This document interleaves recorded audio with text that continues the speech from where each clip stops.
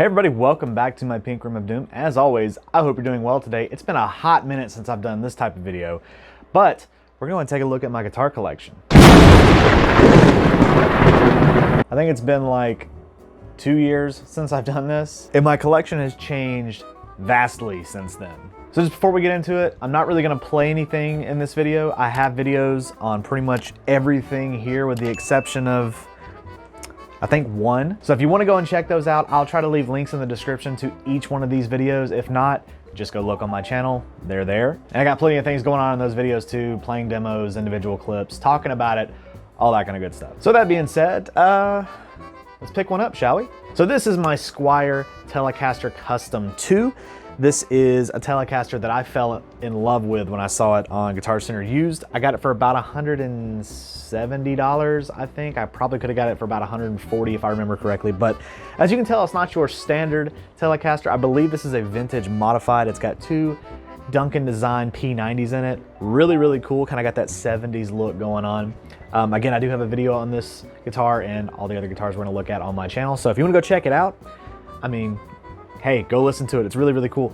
The one thing that was unique about this, aside from the pickup configuration and everything, is you can probably tell from the maple fretboard there that it's extremely dirty. And it's stained, you know, as maple fretboards get. This thing was filthy when I got it, but that was actually one thing that drew me to this was the way the neck looked. It just looked really, really cool. Keeping in the Fender Squire Telecaster realm here, this is my latest acquisition. This is my Fender American Standard Telecaster with two humbuckers, or routed for two humbuckers. I'm doing it in this video too. I did the same thing in the video that I just did on this. It's got a Seymour Duncan Fat Cat in the bridge here. It's got the Fender proprietary humbucker in the neck. Other than that, it's a pretty standard Telecaster. It's got the nice weight to it. It's in this beautiful metallic blue color with a black pick guard. Love that.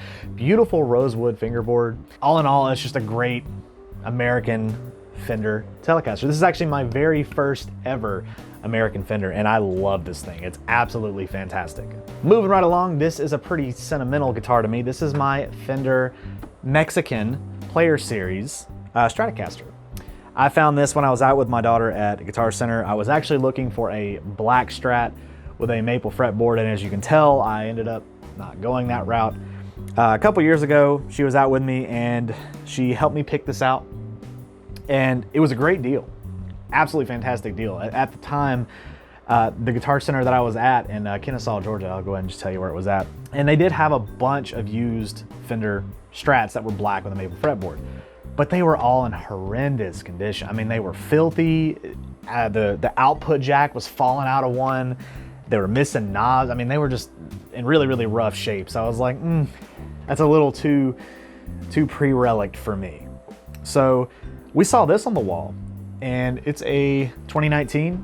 And my daughter was like, oh, it's a Halloween guitar.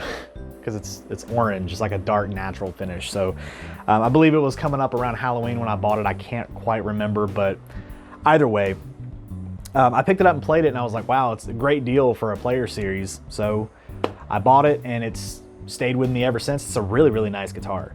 So yeah, 2019 Fender Player Series Mexican Strat. This one's really cool too, kind of sticking with the S-type guitars. This is my Jackson DX10. This is a made in Japan Jackson. As most of you know, I'm a pretty big fan of the made in Japan Jacksons because the quality is just outstanding. They are fantastic, fantastic guitars. This one came in a bit of rough shape, and I've had kind of a hard time keeping a certain video on this guitar on YouTube because a bunch of greedy media companies want to come along and demonetize my videos weeks after they've already been up and I've racked up some views. Nonetheless though, this thing came with black polka dot stickers all over it, and I thought it was paint, and I was like, that's really unique, but it was a bunch of stickers that someone had just slapped on there. Figured it was maybe hiding some body damage. It was not. You can tell I've added my own sticker to it right there. You can actually buy one of these, link in the description if you want to go and support the channel in any other way besides just subscribing, which you absolutely should do. And I'm telling you that you should because apparently this guy right here thinks that I demand that you subscribe, so do it. Yeah, but this has got a licensed Floyd on it. It's got Duncan design humbuckers in it. Beautiful neck, beautiful fretboard, reverse headstock, talked about that before. Really, really nice. Love the hot pink color, obviously. Suits my aesthetic pretty well. So There we go, Jackson DX10. Again, got a video on this, go check it out. So I said it in the original video and I will say it again. This Fender FST 350M, I believe is the full model name here. This is the most impressive guitar I've ever received, ever. So this guitar was $160, I believe, on Amazon. And it rivals practically every other Charvel of this style that I've ever played. I've played a fair number of them, and I mean, this one, it sits right up there with, for $160, this is amazing. I took it out of the box and tuned it, and that was the only setup I did. I didn't have to adjust anything on this. And these are even still the original strings that came on it because they're still in really good shape and it sounds really good. This is the daily player for me. Honestly, this is a really, really nice guitar. And I bought this myself. They didn't send it to me. Fender FST 350M, one of the most impressive guitars I've ever played, ever. Another Amazon guitar here. This is my Thorp S Type. I've made a number of videos on this. The most recent being where I upgraded it. I threw in a new pickup just for the aesthetics, obviously not for any kind of massive tonal shifts or anything. But the one thing that plagued this guitar that really needed to be changed were the pots. The pots were kind of garbage, kind of cheap, but this guitar was $100 on Amazon. And for $100 to get something playable that's of this quality, that's this good, pots aside, that's a really cheap upgrade. This is a really impressive guitar. This one's really cool too. Single humbucker, it's an absolute rock machine. The neck on it's kind of chunky, so if you're not a fan of that, just beware, but I like chunky necks, as you'll see here in a minute. This is right up my alley, love it. Thorp S Type, again, I got a couple of videos on this on my channel, go check them out. This massive motherfucker right here is my LTD M207 7-string. This thing was absolutely in a horrendous condition when I got it. I got it from Musician's Friend for about $200. I've called it my Biohazard ESP, as noted by the Biohazard sticker here, because it came with a questionable brown substance on the butt of the guitar here, and it was gross. And we cleaned it up, we fixed some parts on it, all that kind of stuff, set it up. This is an amazing, amazing guitar. I'm typically not a 7-string player, but I find myself constantly wanting a 7-string, and I'll buy one and get rid of it, and you know, so on and so forth as the story goes. And this one's a keeper. This is a really, really nice guitar, especially for the price that I got it for. It's got the reverse headstock. I've talked about why I like reverse headstocks and the string tension and all that kind of stuff. Again, I talk about that in the video, both videos that I made about this. The inlays are cool. They're like these arrow things. It's got a Floyd Rose on it, which is really cool. It sets up really well, holds tune, stable. Duncan design humbuckers once again. Just a great, great guitar. On the small scale of things here, this is my Ibz GeoMicro. I actually just did a video on this about how to set up short scale guitars, so if you want to go check that out, I'll leave a link in the description, or it's at the time of posting this video, the last video that I uploaded to this channel, so go check it out. Shouldn't be hard to find. This one right here is really unique in a couple of ways. One, it's yellow. I've always loved yellow Ibz's. I don't know why, but this one's really cool. Got a maple fretboard on it, kind of reminiscent of the RG 550s that everybody kind of goes after. I think those were from the 80s. I digress. Either way, really cool guitar. This one doesn't have the one notorious issue that I actually made a video on these about a while back on my channel, and it's the frets. Typically on the GeoMicro range that I've found out of all the short scale guitars that I've played and owned, the GeoMicros seem to suffer from horrendous fret issues. I mean, like, they'll actually cut your hand bad. They're sharp. This one I got used from Guitar Center. I don't even remember how much I paid for it. Probably under $100, because that's typically what these go for. And no fret issues whatsoever. So either this was a gem in the rough or someone addressed it or something. But I mean, I've had it for a while, and even up here, nothing at all. This is an absolute mini shredder. It's an awesome guitar. I love it. Ibz GeoMicro, again, got a couple of videos on these. Go check them out. We'll start with the original here. These are some of my favorite guitars I've ever owned. This is an Epiphone Les Paul Old Glory, the signature guitar of Jared James Nichols. This is the first iteration of his signatures with Epiphone. So Old Glory had the Blues Power plaque down here, Seymour Duncan in the bridge. the only pickup in the guitar. The wraparound tailpiece, 1 volume, 1 tone, big old fat neck on it. I absolutely love it.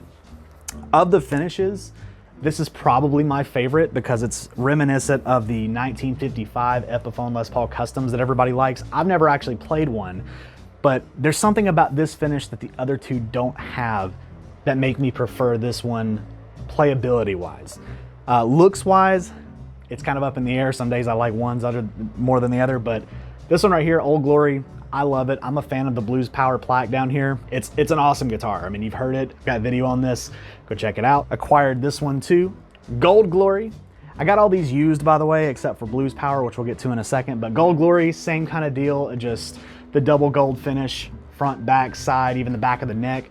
Black stinger as opposed to the white stinger on Old Glory. Same pickup in the bridge, 1 volume, 1 tone, wraparound tailpiece, all that kind of stuff, ebony fretboard. I mean, it's all kind of the same, like I said, just the double gold. Really, really flashy. I've always kind of disliked gold tops, but something about this one is just really cool. And I think it's because it's got like, and I've heard James Nichols say this himself, and I've heard other people say it too. In the right light, it's kind of got that like aged green glint to it. Like it looks like it's starting to age like a real gold top would. So that's really cool too. Gold Glory, love it. Again, got a video on this, go check it out. With my appropriate blue flamingo strap here is Blues Power. So this is the Pelham blue one. This one's really cool. The biggest difference with this were the addition of Grover locking tuners on the back, and they're kind of in that like satiny worn kind of finish, which is really cool. And then James Nichols Seymour Duncan signature silencer P90 in the bridge. Kind of debatable whether people like that or not. I prefer more of the authentic kind of P90 tone with all of the noise and the hum and the, you know, all that kind of stuff. But I really like this. This is a really nice guitar. It plays really beautifully, obviously. Again, 1 volume, 1 tone, wraparound tailpiece, all that kind of stuff. And I mean, that color, even with this one, same kind of deal like with Gold Glory. In the right light, this one looks kind of silvery. I mean, over here it looks kind of dark, but maybe you can get a silver glint. If not, really cool. Love this guitar. I do have a comparison between this pickup and the other pickups that come in the other models, specifically Gold Glory. You would go check that out. Check out a review of this. Again, videos on my channel, go check them out. Now, because I'm an Epiphone Les Paul fiend, I have another Les Paul here. This is probably my favorite Les Paul that I've ever owned. This is my Epiphone inspired by Gibson Les Paul 50s standard in this absolutely gorgeous lemon burst finish. I love it. It's got the dark cherry back to it, back of the neck and everything. It's got that big old fat 50s neck that I love. Gloss finish, which again is debatable. I don't prefer gloss. I think I prefer like the finish on, you know, the James Nichols ones, but this one's not super sticky or anything, which is kind of cool. You could always take a Scotch-Brite pad to the back and kind of do that, but again, I don't have any playability issues with this one. Just Epiphone pickups in it, fine. 2 volume, 2 tone. It's your standard Les Paul. This color has always been my favorite. Lemon burst, I mean, this is my favorite Les Paul. Clouson style tuners, I love that. I prefer that look on a Les Paul. I'm just kind of rambling on this one a little bit, but this is probably not my #1 Les Paul, if not my #1 guitar. So Epiphone Les Paul 50 standard from the Inspired by Gibson range. Again, got a video on this, go check it out. So here's a guitar that I am extremely on the fence about. This is an Epiphone SG, I think it's just a standard, it could be a G400, I'm gonna call it a G400. This is one that I bought kind of on a whim because I missed having an SG, and for anybody hoping for the Gibson SG Junior to come up, I'm sorry, I no longer have that. So this was an attempt to fill the void of missing an SG, and it kind of missed the mark. Why? Well, again, I prefer thicker necks, and you can find SGs with thicker necks, but I don't seem to run into them very often. I found that generally if you buy an older Korean Epiphone SG, most times they'll have thicker necks, at least the ones that I've found and played. This one isn't bad, it's just not for me. It's not bad at all. Like playability, it does play well, but the neck is just too thin. Someone actually did go through and sand the finish off the back of the neck, did a pretty good job. It looks a little like worn in, which is kind of cool. So it, you know, it plays as far as being smooth very well. Stays in tune. I mean, I changed the humbuckers out to some just like Amazon humbuckers, which they sound, obviously they're fine. They don't squeal or buzz or nothing. I just like the Zebra configuration better than the covered pickup thing. But other than that, everything's stock. It's just not for me. It looks cool. It feels great. It's just not for me. Here is another Epiphone that I don't really play enough. I've been playing it more recently. This is my Epiphone DR100. I had to look in there and see what model this was because I didn't remember. This was filling the gap, or is filling the gap, of having an acoustic guitar. But I gotta tell you, for a cheap Epiphone acoustic, this gets the job done. This is a really nice acoustic guitar. It feels great to play. It stays in tune despite having those obviously cheap tuners. It does stay in tune. The wood is nice, like the fretboard's nice, the bridge is nice. I have changed the strings on it recently and oiled it up so it looks, you know, whatever, but I got it from Sweetwater, brand new. It was a demo because it's got like a finish crack right here, but it's, you know, it's a finish crack. It didn't crack the wood or anything, but this thing, I mean, it's a great acoustic guitar. If you just want something cheap or something to throw around, or you just need an acoustic, or you're starting to play, the Epiphone DR100, I think they're probably still under $200. You could probably find them used for cheaper than that. Plays really well. It's a really cool guitar. Here's a guitar size something, but it is not a guitar. This is my Jackson Minion bass. This is a really cool bass. It's the only bass I have, but it's the bass I use on everything. Personally, I prefer short scale basses. Short scale basses. This is a really, really nice bass. I bought it used. It was practically brand new. I mean, they shipped it to me in the box that this came in, but it was listed as used, so someone bought it and didn't like it, I guess. It does have one little finish flaw right there, like very, very tiny. But this thing's set up great. It plays great. I've dropped this thing down to play my 7-string with. So it was in drop A tuning, this, and it stayed in tune fine. It sounded great. This thing absolutely rocks. It's an amazing bass. And if you're a guitar player that wants a bass to record with or whatever, get a short scale bass. They're easier to play, honestly. Typically with bass, you gotta, like, you know, have not have bigger hands, but you gotta make those bigger stretches and everything. Short scale basses fix that problem. And I actually have a video on that if you wanna go check it out as to why you should play a short scale bass, talk about it more in depth. Go check it out. Coming up on our last couple of guitars here, this is my Jackson Kelly. It's an Indian-made Kelly. I bought this for a couple of reasons. A, I really like Explorer type or X type guitars, I guess is what you want to call them. Explorers are kind of hit and miss with me. I don't know what it is about them. I think they're just too much. They're too big, generally speaking. And the Kellys fill the void of having that weird X-shaped guitar with a smaller body, and to me, they're more comfortable to play when they sit on your lap or whatever. I mean, they're just, you know, your elbow hits more natural, and combined with the Jackson like thin neck, I mean, it just shreds. It's awesome. Like I said, it's made in India. Indian-made Jacksons are pretty good, and I've had a couple of other Indian-made ones too. This has got a licensed Floyd Rose on it. Again, sets up fine. I do have a video showing you how to set up a Floyd Rose properly and how to keep it in tune, even these cheap, crappy, licensed Floyd Roses. Go check it out, I promise. Yeah, 1 volume, 1 tone, 3-way switch. Someone did swap out the bridge pickup here with some kind of like DiMarzio knockoff. It's not a DiMarzio, it looks like one, but it does the job, whatever, you know. The one complaint I have about it is it smells weird. I know that's really weird, but I mean, something about the body. I've cleaned it, but it smells weird. I don't know how to explain it. It smells musty. I don't know. Tip was broken off. Not really that big a deal. I didn't do that. That's how it was when I got it. And it's got a weird holographic sticker on the back that was there when I bought it. And I just kept it on there. But yeah, Jackson Kelly, really cool. Got a video on this. Go check it out. And last but not least, this guitar has been with me the longest. I've had this guitar for the longest out of any of these, and it's been featured on my channel approximately once, but I took the video down. You've probably seen it in the background of a lot of my videos, and I've had questions asked about it. This is a Jackson King V. That's it. It doesn't say Jackson on the headstock, but it is a Jackson. As you can tell, I have refinished it and done stuff to it. This is my other Indian-made Jackson that I was mentioning with the Kelly, and as you can tell, it's got this funky spray can paint job. That was where it was red. It's been a bunch of different colors. It's got a Seymour Duncan distortion in the bridge and a Wilkinson in the neck. And it's got some bugs in the finish because I didn't do it properly. It's orange peeled out a little bit. Yeah, I mean, this thing is it's a guitar. It plays, it sounds good.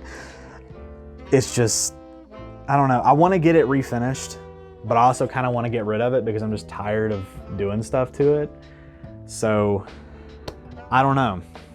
Man. But Jackson King V, I may have to make a video on why I've kept this thing for so long and why I love it and why I hate it. I don't know. If you're interested in seeing that, let me know. But yeah, Jackson King V, that's seen better days. And there we go. That is my guitar collection as of 2024. It is March 8th, 2024. And that is what I have going for me right now. Obviously, things will move, things will change. I don't plan on selling anything right now because I kind of love everything that I got. I know we all say that. Gas will hit. I'm sure that I'll find something else that I like. I've got one spot in my rack that's open, and that bothers me. So if you have any recommendations on what I should buy next, tell me, and I'll try to fill the void with it. So there it is, 2024 collection, Electric Flamingo. Make sure you subscribe, all that kind of good stuff. Hey, thank you so much for making it to the end of this video. I hope you enjoyed it. If you did, click my logo somewhere on the screen. That'll help you get subscribed to the channel if you're not already. If you want to check out some of my other videos, there should be some boxes coming up right over here somewhere. You can click one of those. It'll take you right to it. And if you want to support the channel in any other way besides just subscribing, check the link in the description of any of my videos for my Teespring store. You can pick up a shirt, hoodie, sticker, whatever tickles your fancy. And until next time, guys, I'll see you in the next video.